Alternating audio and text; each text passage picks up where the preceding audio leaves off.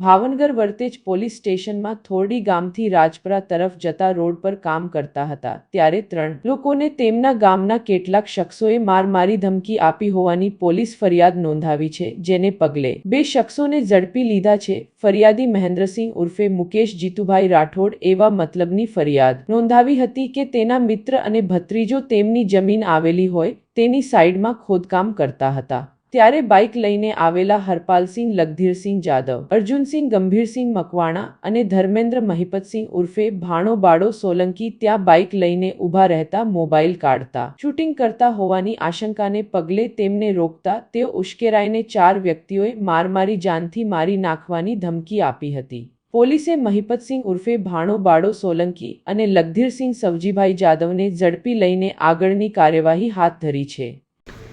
પંજામાં પડીને તમે લેતા આવો પણ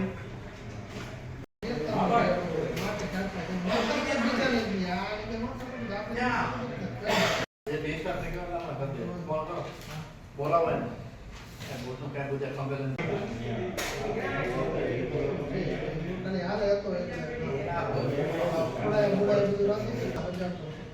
કેવા